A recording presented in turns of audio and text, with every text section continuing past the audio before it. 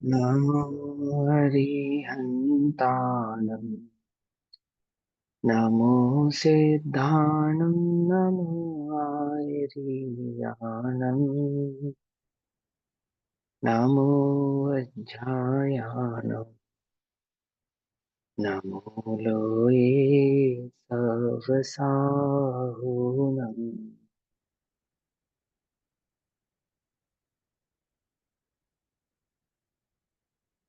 तच्चयति परं ज्योतिः समं समस्तैरनन्तपर्याये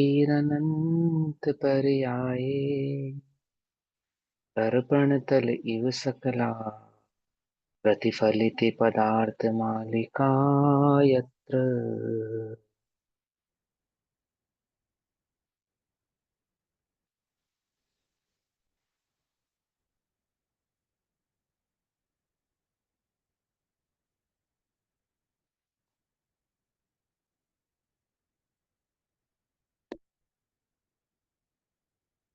आज से लगभग 1000 वर्ष पूर्व, है ना, भावलिंगी संत दिगंबर जंगल में बैठे हैं और हमको मोक्ष मार्ग सरलता से समझ में आवे, हम्म, इस बुद्धि से ये पुरुषार्थ सिद्धि उपाय ग्रंथ की रचना कर रहे हैं।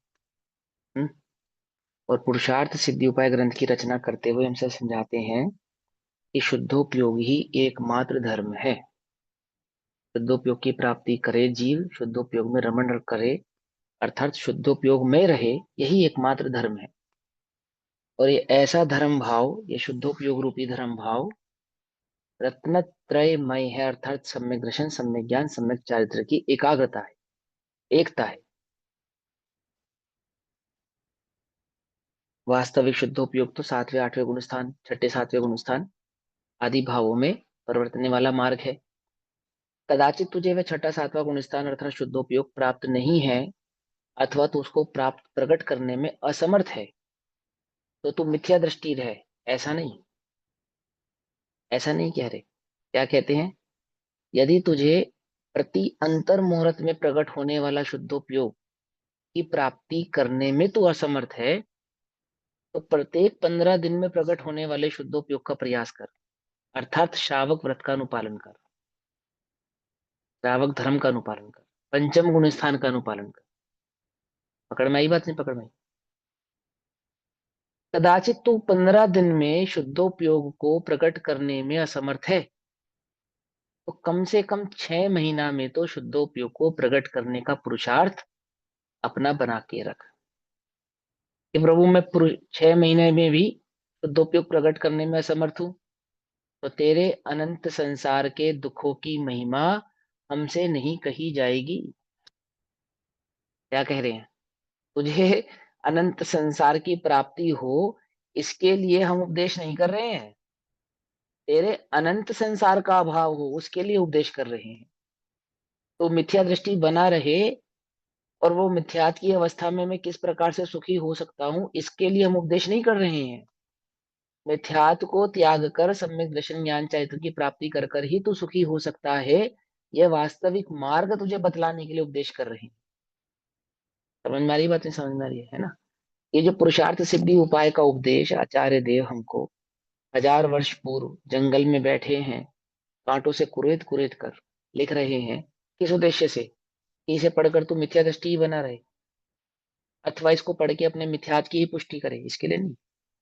वे तो कह रहे हैं कि प्रभु तू रत्नत्रय के मार्ग का अनुपालन कर कर अपने कल्याण के मार्ग को प्रशस्त कर।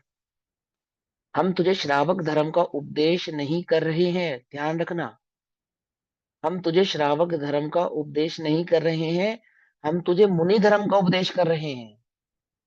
तू मुनि धर्म को प्रकट करने में असमर्थ है, तो तुझे बतला रहे हैं कि उस मुनि धर्म को प्रकट करने की सामर्थ्य कैसे प्रकट होती है, वो बतला रहे हैं इस श्रावक धर्म के माध्यम से। क्या कह रहे हैं? श्रावक धर्म में बना रहूं, वहां संतुष्ट हो जाऊं, उसके लिए नहीं। मुनि धर्म की सामर्थ्य तुझे कैसे प्रकट हो, शुद्धोपयोग की सामर्थ्य तुझे कैसे प्रकट हो, उस सामर्थ्य का वर्णन यहाँ श्रावकाचार्य के आधार से तेरे समक्ष कर रहे हैं। पकड़ में आती है बात? नहीं पकड़ में आती? हम्म? इस श्रृंखला में सम्यक चारित्र अधिकार के अंतर्गत श्लोक नंबर 39 की चर्चा अपनी चल रही है। 9 नंबर का श्लोक हमसे बतला रहा है कि चारित्र का लक्षण किसे कहना, चारित्र किसे कहना।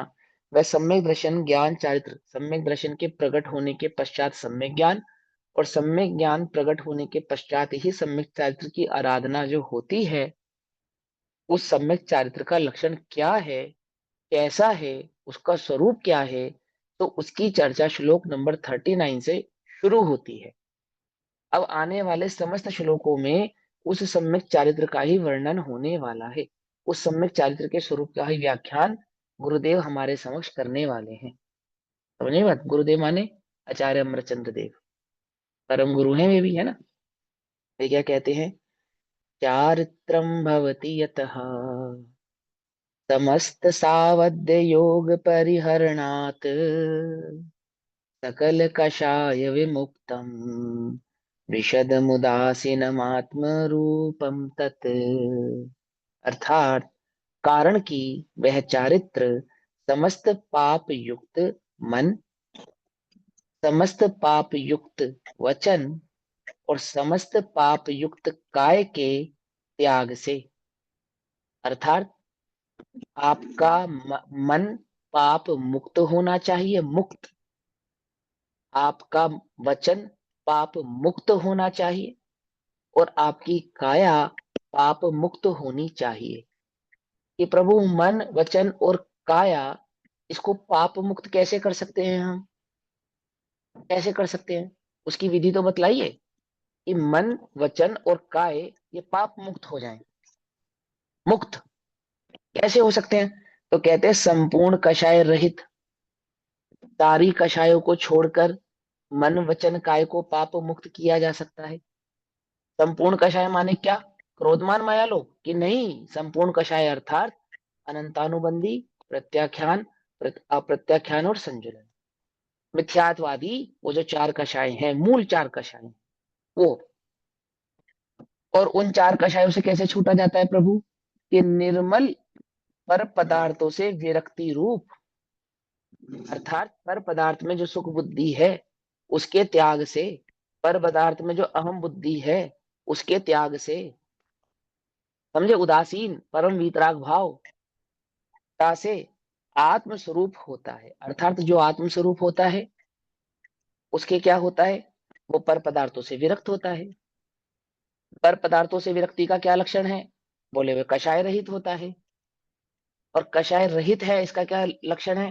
कि वे मन वचन काय उसके पाप मुक्त होते हैं। पकड़ में आई बात? नहीं पकड़ में? बाहर से अंदर, अंदर से बाहर। क्या कहते हैं? ये संपूर्ण चारित्र है, चारित्र का लक्षण है। बाहर से देखोगे तो मन वचन काया पाप मुक्त है। थोड़ा और भीतर जाओगे तो क्या मिलेगा? चित्त कषाय रहित है, अर्थात मिथ्यावादी भाव से रहित है। थोड़ा और भीतर जाओगे तो क्या प्राप्त होगा? कि वो चित्त कषायों से जो रहित है ना, अर्थात पर पदार्थों से उदासीन है, परम वीतराग भाव परिणति है। और वो परम वीतराग रूप परिणति कैसे है? क्योंकि वहां पे एक शुद्धोपयोग आत्म भाव वर्त रहा है। पकड़ में ये बात? अंतरंग में शुद्धोपयोग है, इसलिए पर पदार्थों से उदासीनपना है, अर्थात वीतराग परिणति है। वीतराग परिणति है, इसलिए कषाय का सद्भाव नहीं है। और कषाय का सद्भाव नहीं है, इसलिए मन वचन काय में पाप नहीं है। पकड़ में आई बात? नहीं पकड़ में? क्या है ये चारित्र का लक्षण है। मन वचन काया तो पाप मुक्त है, अंतरंग परिणति कषाय मुक्त है, पर पदार्थों से उदासीनपना है, और एक शुद्धोपयोग का रमण है। क्या हो गया ये पूरा का पूरा? अंतरंग से बहिरंग चारित्र हो गया। अब ये अंतरंग और बहिरंग चारित्र का स्वरूप विस्तार से आगे कहते हैं। पहले श्लोक के ऊपर जो टीका है। भैया, हाँ बोलिए।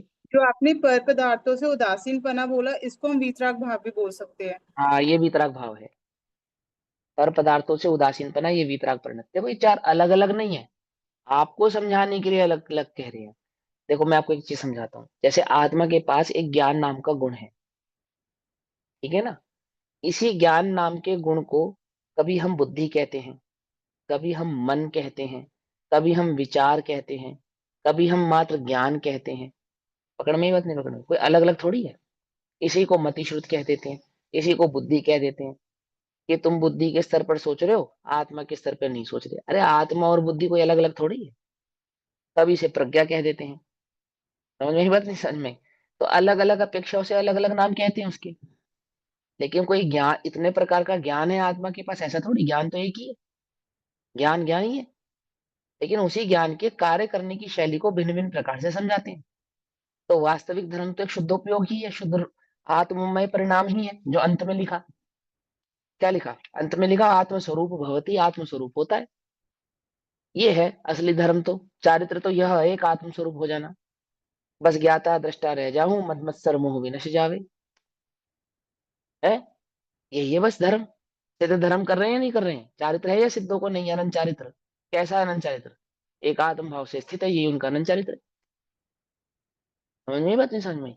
केवल देह से चारित्र पालते हैं, आत्मा से चारित्र पालते हैं। देह से पालते हैं तो सिद्ध चारित्र कैसे पालेंगे? उनके पास तो देह ही नहीं है। सिद्धों के पास तो देह ही नहीं है, तो अनंत चारित्र कैसे हो गया उनको? कि भैया देह से चारित्र थोड़ी पालते हैं, देह से तो चारित्र समझाते हैं। चारित्र तो आत्मा का ही लक्षण है, आत्मा का ही गुण है। जिन्हें अनंत चारित्र प्रकट हुआ है उनके पास शरीर नहीं है। गजब की बात। जो चारित्र का डंका बजाते फिरते हैं वो देह की परिणति को चारित्र कहते हैं। उन्हें समझ ही नहीं आता। बोलो, इस जगत में सबसे ज्यादा चारित्रवान कौन? कि हम सबसे ज्यादा चारित्रवान हैं। क्यों? क्योंकि हम नग्न हैं। समझना ध्यान से, उल्टा नहीं पकड़ना भैया। व्यंग नहीं कर रहे हैं। वे जो नगन दिगंबर मुनिराज हैं, वे नगनता को चारित्र मानते ही कहाँ हैं? बोलो, मानते ही कहाँ है? वे तो एक शुद्धोपयोग को चारित्र मानते हैं। समझ में? वैसे समझ में, वो तो चाहते हैं हमें अनंत चारित्र प्रकट हो। कि देह के सद्भाव रहते रहते हमें अनंत चारित्र प्रकट नहीं हो सकता अपेक्षा से। अनंतों को प्रकट होता है, परंतु देह बुद्धि से थोड़ी प्रकट होता है। और जब देह का अभाव हो जाता है ऐसे अनंतों का, तो सिद्धत्व में चारित्र का भी अभाव हो जाता होगा।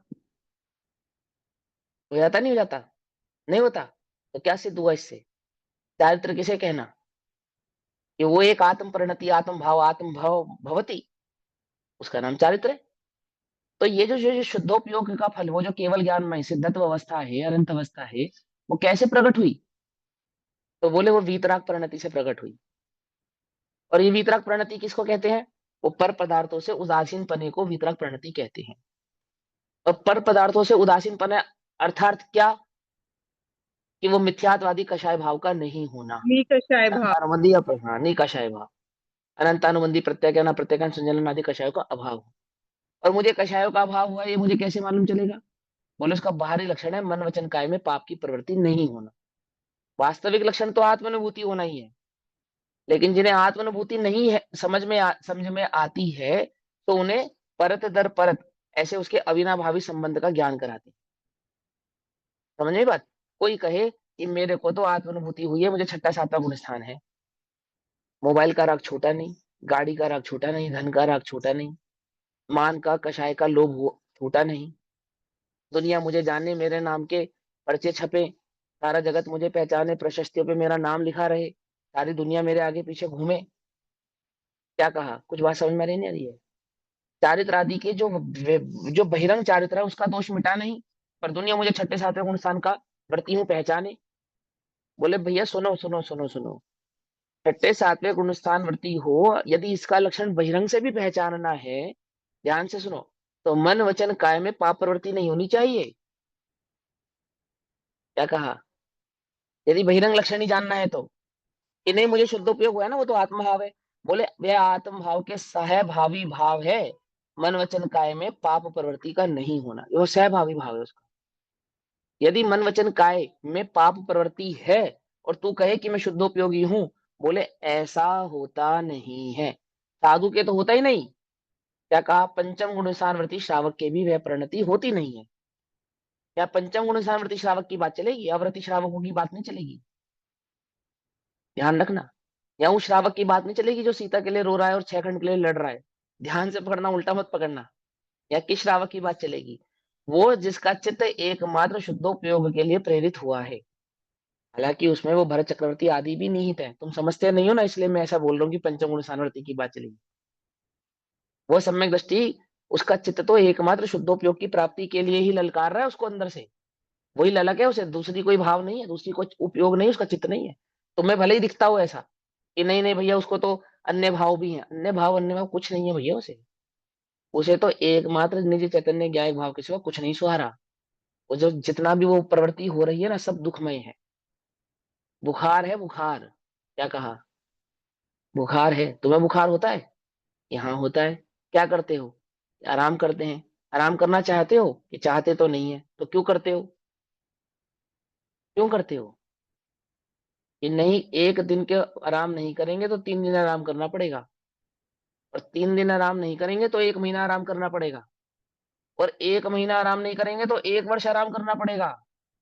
मुझे वो 1 वर्ष आराम ना करना पड़े, इसके लिए 1 दिन आराम करता हूँ। कुछ बात समझ में आई या नहीं समझ में? पकड़ में आती है बात, नहीं पकड़ में आती है? 1 दिन आराम क्यों करता हूँ? कि मुझे वो 1 वर्ष का दुख नहीं झेलना।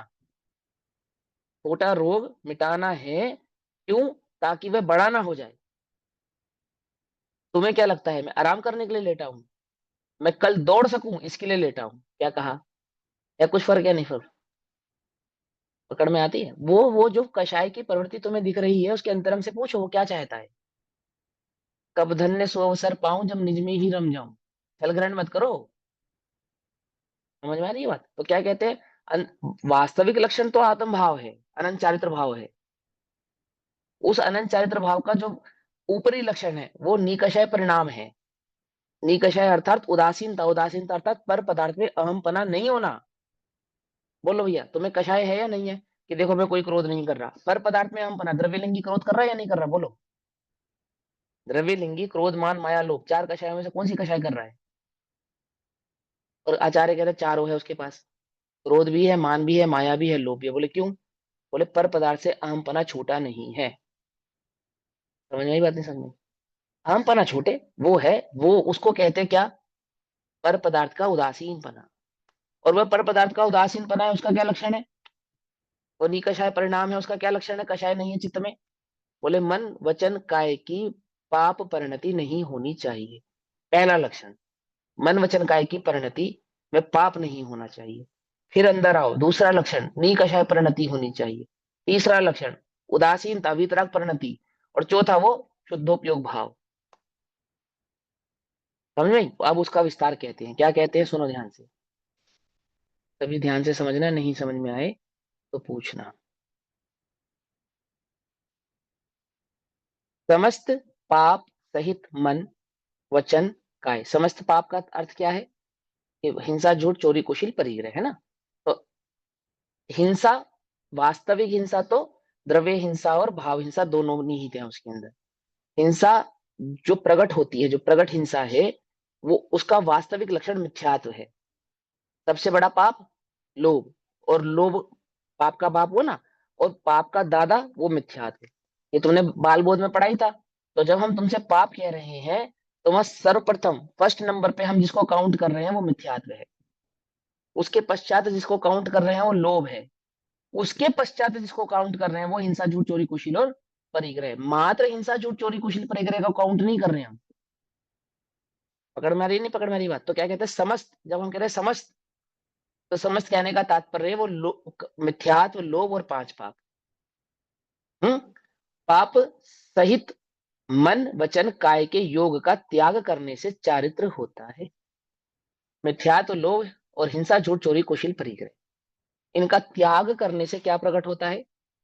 चारित्र प्रकट होता है। ये शर्त तो हम तुमको पहले ही बता चुके हैं त्रादव में। वह सम्यक दर्शन को प्रकट जिसने किया है उसको सम्यक ज्ञान होता है, और जिसको सम्यक दर्शन और सम्यक ज्ञान होता है उसको सम्यक चारित्र होता है। समझे? अर्थात सम्यक दर्शन भाव सहित सम्यक ज्ञान की आराधना पूर्वक जिसको इस 5 पापों का त्याग हुआ है उसको चारित्र कहते हैं, ऐसा कह रहे हैं।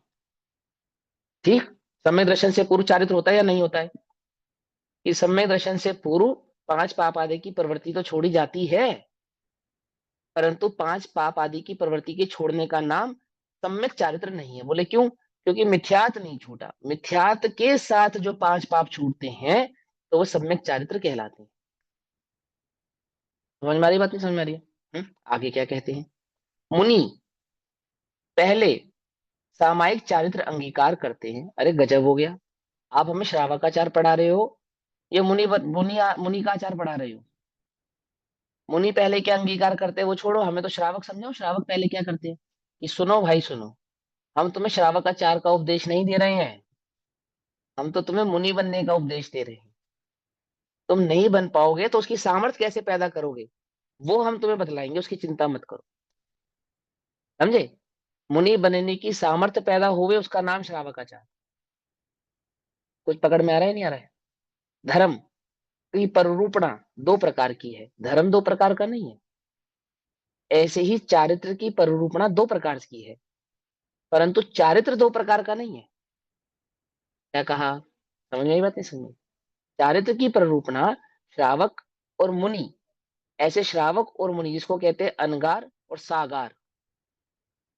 ठीक है, इसको श्रावक और मुनि, श्रावक धर्म और मुनि धर्म को सागार और अनगार ऐसा कहते हैं। अर्थात आगार सहित और आगार रहित। आगार माने छूट, जिसमें कुछ पापों की आपने छूट ली है, और जिसमें किसी भी पाप की आपको छूट नहीं है। सागार अनगार तो क्या कहते हैं? वो चारित्र दो प्रकार का है क्या? कि चारित्र दो प्रकार का नहीं है, चारित्र की प्ररूपणा दो प्रकार की है। तो सबसे पहले तो हम तुम्हें वास्तविक चारित्र बतलाएंगे। वास्तविक चारित्र किसको कहते हैं? कि शुद्धोपयोग को कहते हैं। वो शुद्धोपयोग किसको होता है? कि वो मुनिराजों को होता है ना? तो वो मुनिराजों को होने वाला जो शुद्धोपयोग है, इसलिए हम पहले मुनिराज की चर्चा कर रहे हैं, फिर तुमको उसकी सामर्थ्य प्रकट होवे उसकी चर्चा करेंगे। ठीक है ना? तो अब आचार्य श्री यहाँ पे जब सम्यक चारित्र का वर्णन कर रहे हैं, तो वो ये बात तो तुमको समझा ही चुके कि सम्यक दृष्टि के, और मैंने सम्यक दर्शन और सम्यक ज्ञान के पश्चात की चर्चा चल रही है। तो तुम क्या नहीं करना? छल ग्रहण नहीं करना। समझे? चलो अब पढ़ते हैं क्या कहते हैं, सुनो। मुनि पहले सामायिक चारित्र अंगीकार करते हैं। सामायिक चारित्र का मतलब क्या होता है? सामायिक चारित्र का क्या मतलब होता है? शुद्धोपयोग। हाँ, शुद्धोपयोग होता है। और फिर जब इसको विस्तार करेंगे, इस शुद्धोपयोग भाव को विस्तृत करेंगे, तो इसमें 5 पाप का त्याग भी आएगा, 28 मूल गुण भी आएंगे, 22 परिचय भी आएंगे, सारे भाव आएंगे। घरस्थपना त्याग कर मुनिधर्म अंगीकार कर कर ये सारा का सारा भाव उसके अंदर निहित हो जाएगा। और इस सारे समग्र भाव को क्या बोलेंगे? शुद्धोपयोग। हलवा क्या है? हलवा कि सही तापमान पर भुने हुए, घी में भुने हुए, देसी घी में भुने हुए, है ना, आटे, और क्या नाम है, शक्कर और मेवा के मिश्रण का नाम है हलवा। क्या कहा? कुछ बस समझ में ही नहीं? क्या क्या शर्तें लगाई उसके अंदर? सही तापमान पर देसी घी में भुने हुए आटे में मिश्रित शक्कर और मेवा के मिश्रण का नाम है हलवा। सामायिक चारित्र किसका नाम है? वो शुद्धोपयोग का नाम है हलवा। एक पूरा एकाग्र कर दिया हलवा, तो पूरा एकाग्र भाव क्या कर दिया? शुद्धोपयोग का नाम सामायिक चरित्र है। वो सामायिक चरित्र किसको कहना? कि जो गृहस्थपना त्याग कर मुनिपना अंगीकार करके 5 महाव्रत धारण कर कर, समझ में आई बात, 22 परिचय आदि 7 निर्दोष 28 मूल गुणों का पालन करते हुए शुद्धोपयोग में प्रवृत्ति करते हैं, उसका नाम है सामायिक चारित्र। पकड़ में आई बात या नहीं? पकड़ में आई है ना? ऐसा तो क्या कहते हैं देखो, मुनि पहले सामायिक चारित्र अंगीकार करते हैं, तब ऐसी प्रतिज्ञा करते हैं। क्या प्रतिज्ञा करते हो सामायिक चारित्र के अंदर? अहम सर्व सावध्य योग विरत विरतोस्मि, अर्थात मैं सर्व पाप सहित योगों का त्यागी हूं। अर्थात मैं मन और वचन और काया से किसी भी प्रकार का पाप कार्य नहीं करूंगा। जब उन्होंने सामायिक चारित्र अंगीकार किया, तो ये अंगीकार किया। अब समझ में आ रही है? नहीं समझ रही? ध्यान से समझना। सही तापमान में देसी घी में भुना हुआ आटा, वहां से शुरू हो रही है कहानी। कहां तक जाएगी? हलवे तक जाएगी। तो शुद्धोपयोग प्रकट किया ना, तो सामायिक चारित्र लिया। तो सामायिक चारित्र कैसे लिया उन्होंने? तो सबसे पहले तो कहा कि मैं मन वचन काया से किसी भी प्रकार के पाप का कार्य नहीं करूंगा। सबसे पहला काम तो मैं ये करूंगा। फिर क्या करूंगा? कैसा है वह चारित्र? इस समस्त कषायों का अभाव होने पर यथाख्यात चारित्र होता है।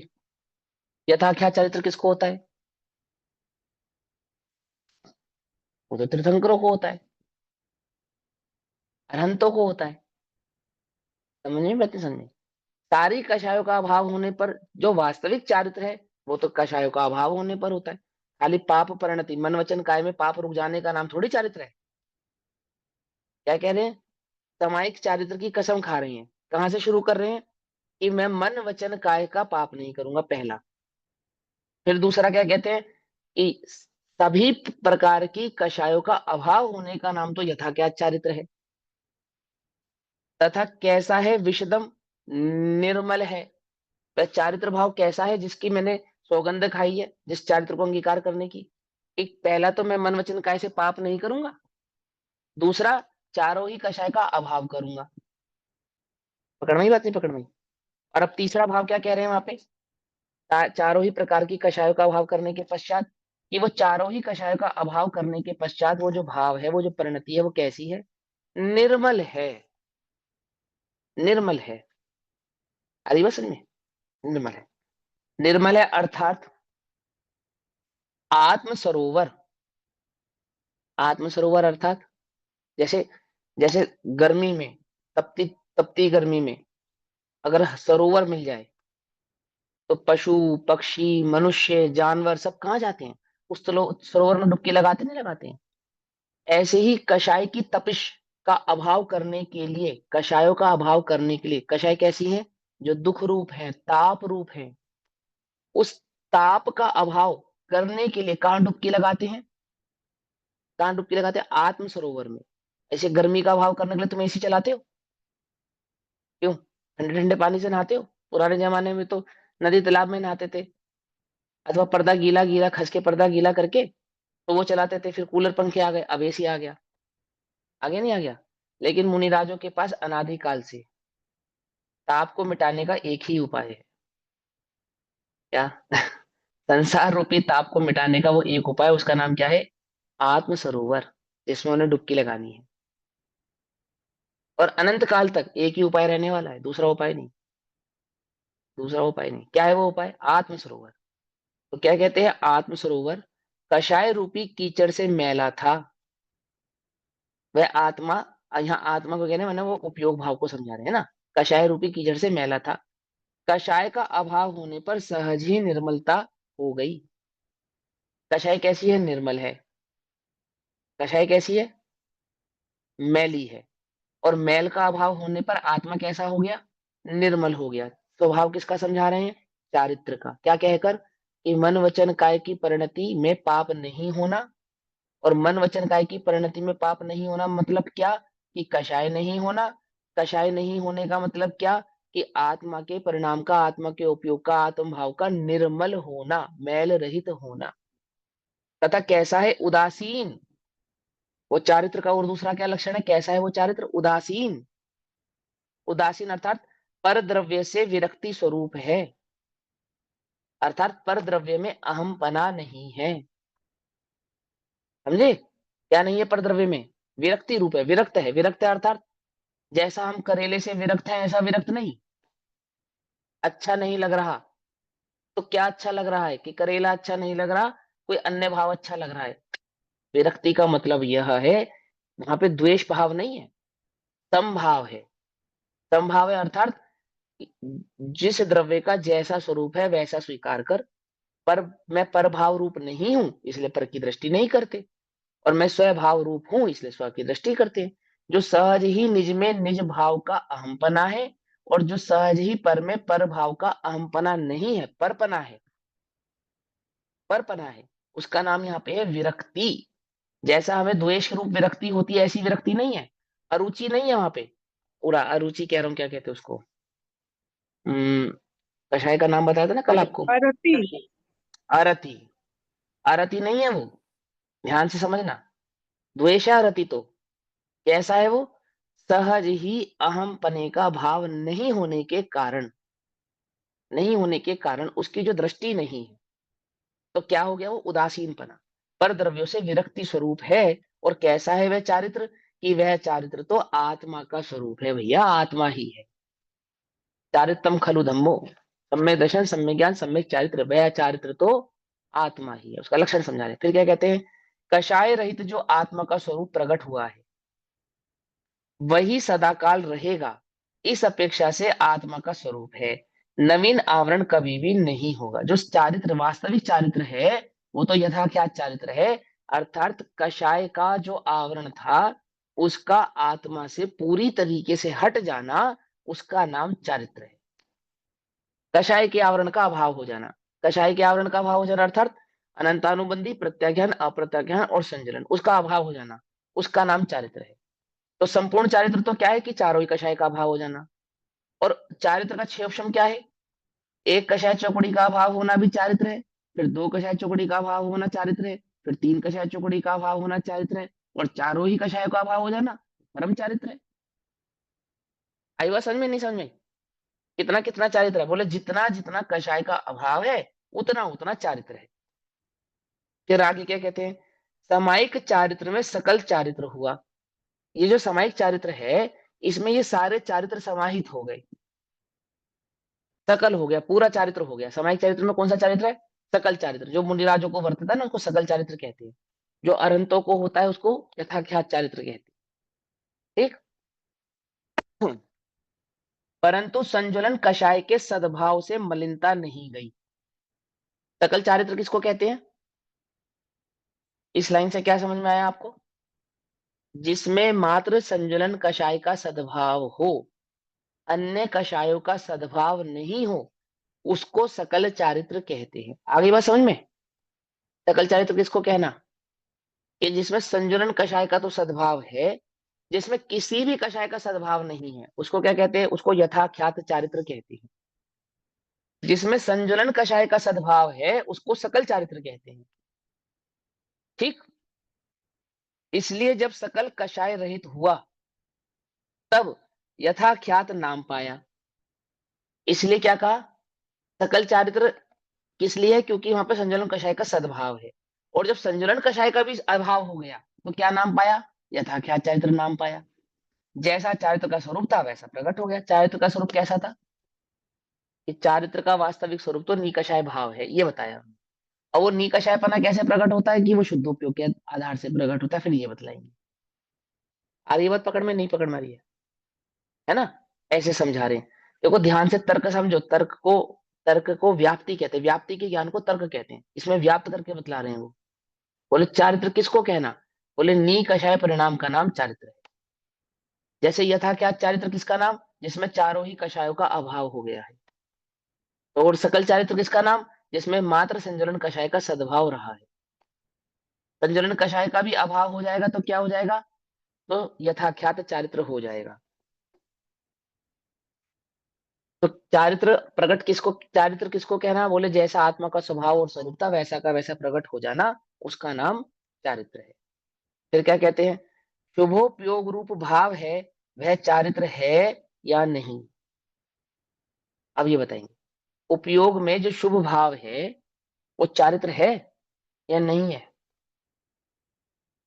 क्या लगता है आपको? मुझे जो प्रश्न पूछना था, आपने बोला कि अरिहंत को यथाख्यात चारित्र रहते हैं, तो सिद्ध भगवान को भी यथाख्यात चारित्र ही बोल सकते हैं, सिद्ध भगवान को भी।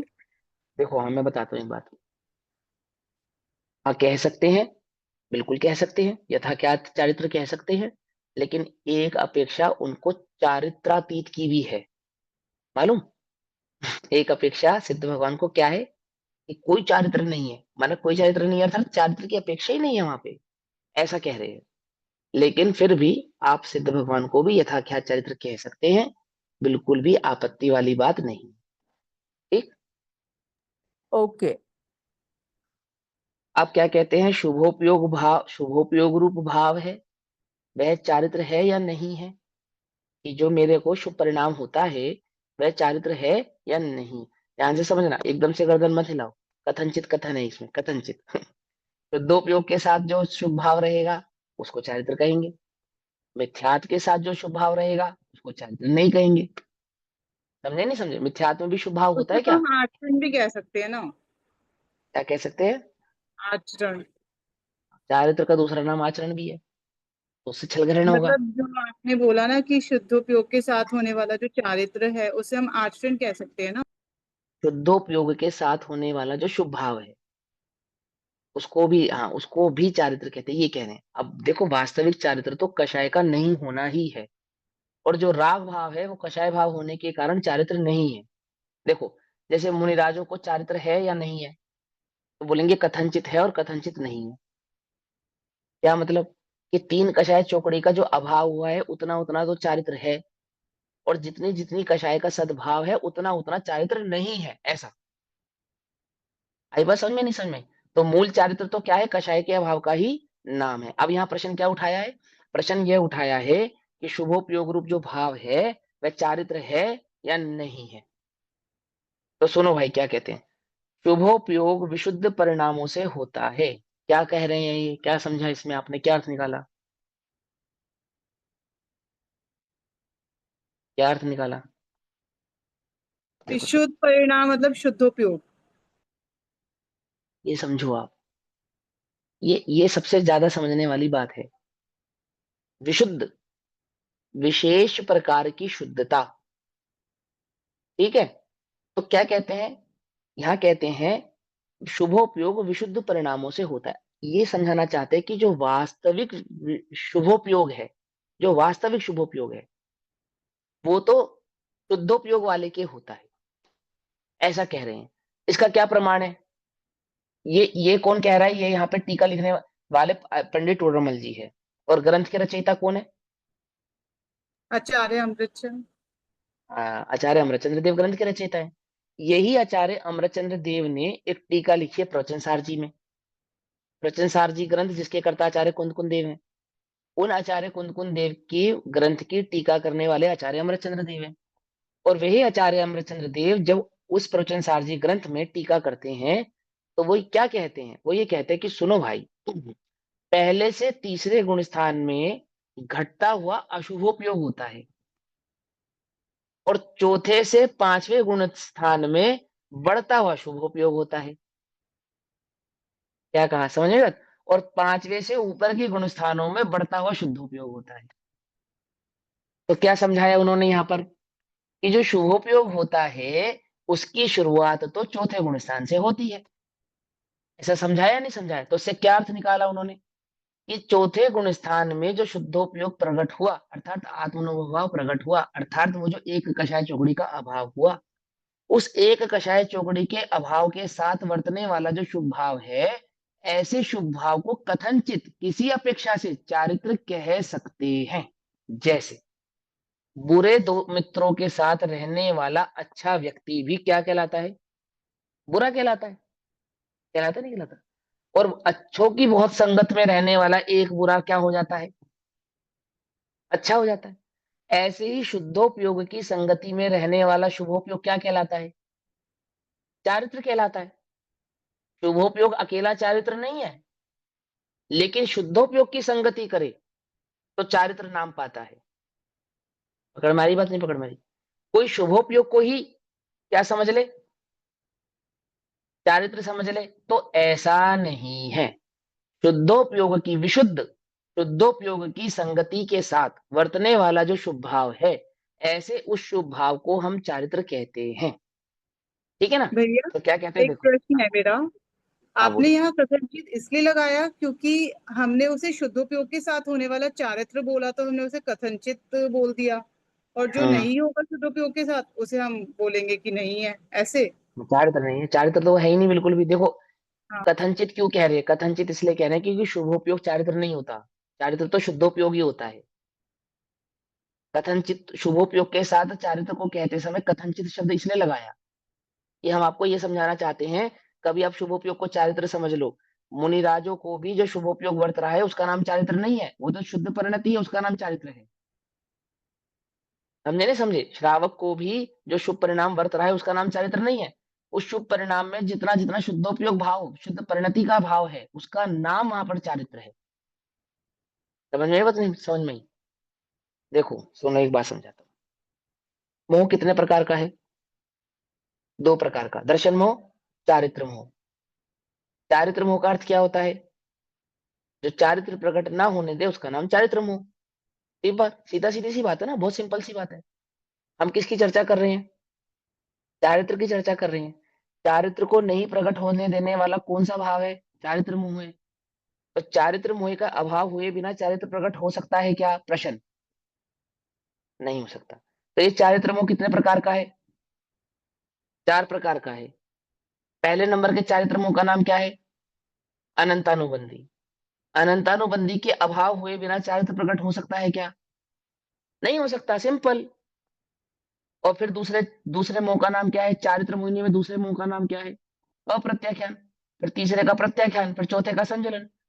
तो वो जो चारित्र मोहिनी का जो आवरण करने वाली कषाय है, चारित्र का आवरण करने वाला जो चारित्र मोह है, उस आवरण के अभाव हुए बिना हम उसे चारित्र प्रकट हुआ कैसे कहें? बोलो।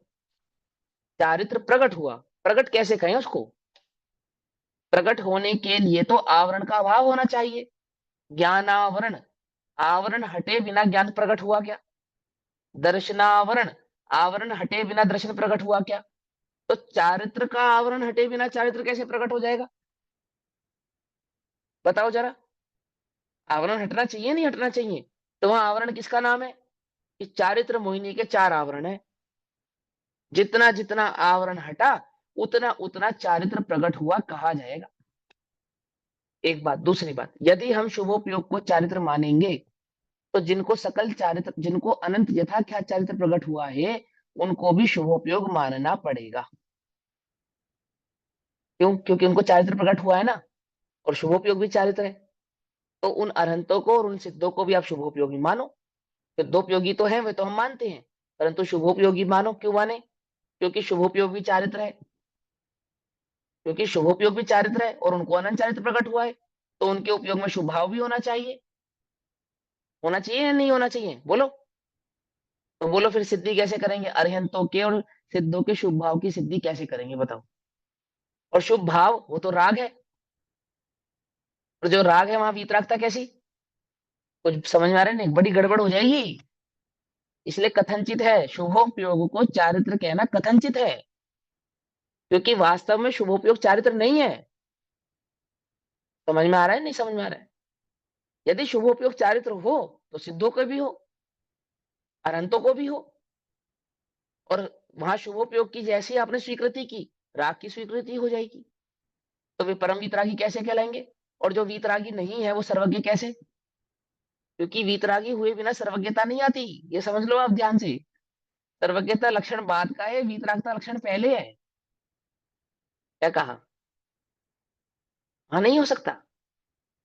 जो वीतरागी ही नहीं है उनके द्वारा कहा गया जो हितोपदेश है वो वास्तविक कैसे हो जाएगा? क्योंकि हितोपदेश का वास्तविक लक्षण तो यही है कि वो वीतरागियों के द्वारा कहा गया है। तो सब पूरा का पूरा जिनागम क्या हो जाएगा? समझे या नहीं समझे? एक घड़ा उल्टा रखने पे पूरे सारे घड़े उल्टे हो जाएंगे, सारी की सारी बात औंधी हो जाएगी। तो शुभोपयोग को चारित्र कहें या नहीं कहें? भाई कथनचित तुम कहना चाहो तो कह लो, वास्तव में नहीं है।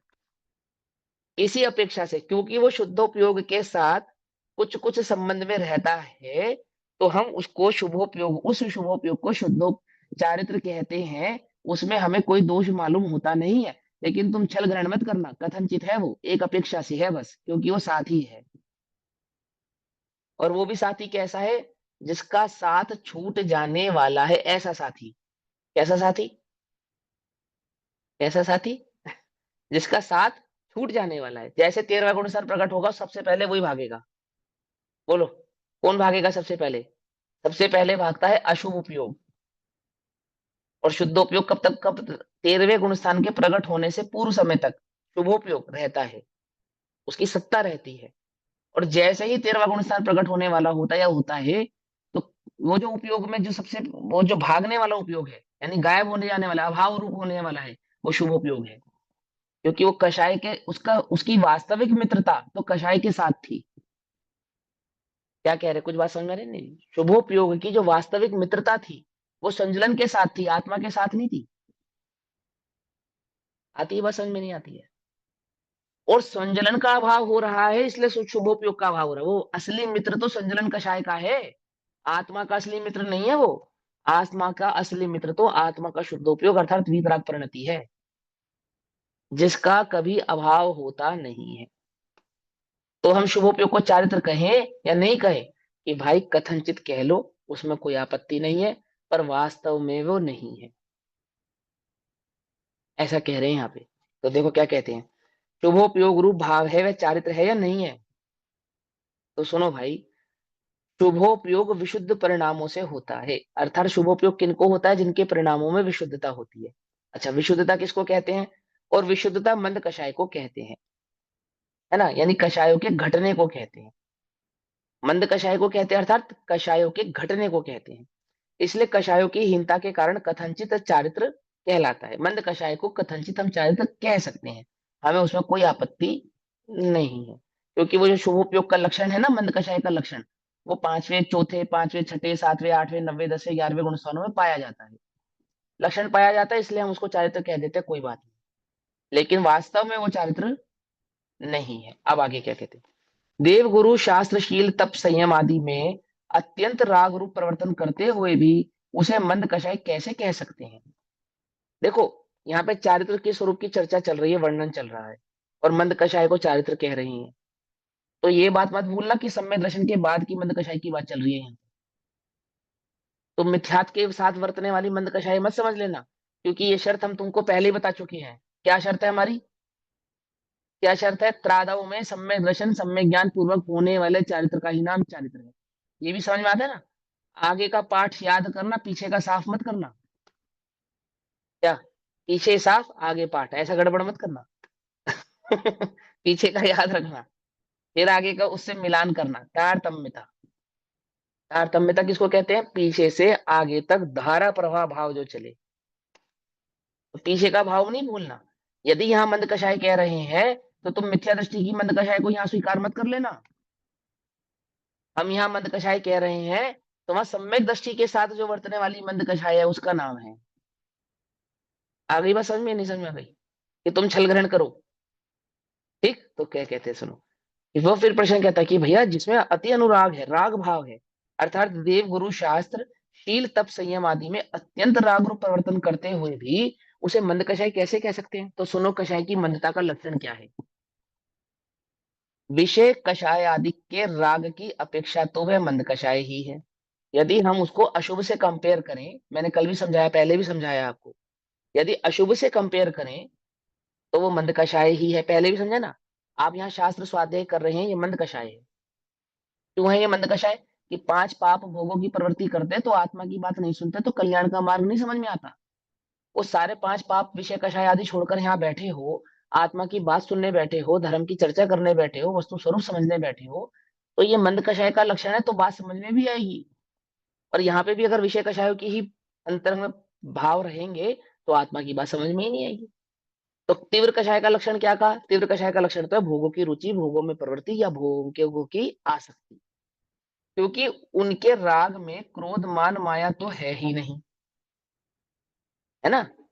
अब रहा प्रतिभाव की अपेक्षा, अर्थात लोभ कषाय, किंतु वह भी संसारिक प्रयोजन युक्त नहीं है, अतः उसकी भी मंदता है। यानी कि वहां जो लोभ आदि वर्त रहे हैं, यानी कि जो राग वर्त रहा है, तो वो भी इस भावना से नहीं वर्त रहा कि जहां पे संसारिक प्रयोजन हो। क्या अर्थ है इसका, क्या समझे आप। मैं मंदिर में भक्ति कर रहा हूँ भगवान की, मेरी मंद कषाय है ना। यदि तू संसारी प्रलोभन से भगवान की भक्ति कर रहा है, तो हम उसे मंद कषाय नहीं कह रहे हैं, कि भगवान एक गाड़ी हो, एक लाड़ी हो, एक बड़ा बंगला हो, खूब धन संपत्ति हो जाए, पुत्र हो जाए, ये हो जाए, ऐसा हो जाए, तो उसे मंद कषाय नहीं कह रहे हैं। भगवान की भक्ति में संसारिक प्रलोभन नहीं हो, ऐसी भक्ति का नाम मंद कषाय है। व्रत तप त्याग शील संयम आदि में संसार का प्रयोजन नहीं हो, तो हम उसे मंद कषाय कह रहे हैं। और संसार का प्रयोजन किसके नहीं होता, सम्यक दृष्टि के नहीं होता, मिथ्या दृष्टि की तो होता है, सुख बुद्धि उसकी, सुख बुद्धि उसमें उसकी। समझ में आई बात, नहीं समझ, क्या छल ग्रहण नहीं करना, कि अहो आपने अच्छा बताया, हम भगवान की भक्ति कर रहे हैं, हमारे मंद कषाय, यदि संसारिक प्रलोभन युक्त है तो वह भी मंद कषाय नहीं है, अपेक्षाकृत। मंद होने पर भी वास्तविक मंद नहीं है। समझ नहीं बात? तो क्या कहते हैं, अब रहा प्रतिभाव की अपेक्षा लोभ कषाय, किंतु वह भी संसारिक प्रयोजन युक्त नहीं है। संसार का किसी प्रयोजन को सिद्ध करना हो इसके आधार से नहीं। सिद्ध चक्र विधान कराया 8 दिन का, क्यों? कि हमारे घर में रोग नहीं आएगा। कि अपेक्षाकृत मंद होने पर भी मंद नहीं है, ऐसा कह रहे हैं। अपेक्षाकृत मंद होने पर भी मंद नहीं है, अर्थात कि वो जो पाप आदि की प्रवृत्ति करता, खुदे को गुरु को शास्त्र की शरण में जाता, 5 इंद्रिय के विषय भोगों का सेवन करता, उसकी अपेक्षा से तो मंद है। लेकिन वीतरागी प्रभु से जहां पे संसार का अभाव करने का मार्ग समझा जाता है, वहां संसार के मार्ग को प्रशस्त करने की भावना से बैठा है, इसलिए मंद नहीं। आती है वह समझ में? तो क्या कहते हैं, इसलिए उसकी भी मंदता है। आगे कहते हैं, यहां भी ज्ञानी जीव राग भाव से प्रेरित होता हुआ अशुभ राग को छोड़कर शुभ राग में परिवर्तन करता है। ज्ञानी जीव, यहां भी ज्ञानी जीव अर्थात सम्यक दृष्टि जीव, उस सम्यक दृष्टि जीव को जो शुभ भाव होता है, उस शुभ भाव के परिवर्तन का नाम यहाँ पर क्या है? क्या है? मंद कषाय का नाम यहाँ पर चारित्र। किसके? उस मंद कषाय का नाम, यानी कि शुभ भाव का नाम। अपेक्षाकृत समझा रहे हैं, कैसे समझा रहे सुनो। प्रेरित होता हुआ अशुभ राग को छोड़कर शुभ राग में परिवर्तन करता है, किंतु उस शुभ राग को उपादेय रूप श्रद्धान नहीं करता। अर्थात मुझे शुभ राग बना रहे, ऐसी उसको बुद्धि नहीं है। शुभ राग निर्जरा का कारण है, ऐसी उसको बुद्धि नहीं है। शुभ राग चारित्र है, शुभ राग धर्म है, ऐसा उसे उपादेयपना नहीं है। आती है समझ में? किसको शुभ भाव में उपादेयपना, किसको नहीं होगा? जिसको आत्मा में उपादेयपना होगा, जिसको वितराग परिणति में उपादेयपना होगा, उसको परभाव में उपादेयपना होगा नहीं। सिंपल, ठीक है ना? तो क्या कहते हैं, उपादेयपना नहीं है, अपितु उसे अपने शुद्धोपयोग रूप चारित्र के लिए मलिनता का ही कारण जानता है। ओहो, क्या कह रहे हैं? वो शुभ भाव को क्या जानता है? मलिनता पहचानता है। जो शुभ भाव को मलिन पहचाने, शुद्धोपयोग को निर्मल जाने, ऐसे शुद्धोपयोग की प्रवृत्ति करने की भावना वाले जीव को जो शुभोपयोग होता है, उसे हम कथनचित चारित्र कहते हैं। आ गई बात समझ में? है ना? अशुभ उपयोग में तो कषायों की तीव्रता हुई है, अतः वह तो किसी भी प्रकार चारित्र संज्ञा को प्राप्त नहीं हो सकता। लेकिन शुभोपयोग को कथनचित, वहां तो किसी भी प्रकार से नहीं हो सकता। अशुभोपयोग तो किसी भी प्रकार से चारित्र नहीं है, परंतु शुभोपयोग भी कथनचित चारित्र किसका है?